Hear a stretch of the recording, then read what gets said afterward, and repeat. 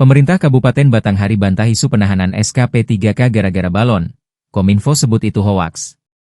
Pemerintah Kabupaten Batanghari akhirnya angkat bicara terkait rumor yang menyebut Bupati Batanghari, Muhammad Fadil Arif, kesal hingga menahan surat keputusan, SK, pengangkatan pegawai pemerintah dengan perjanjian kerja, P3K.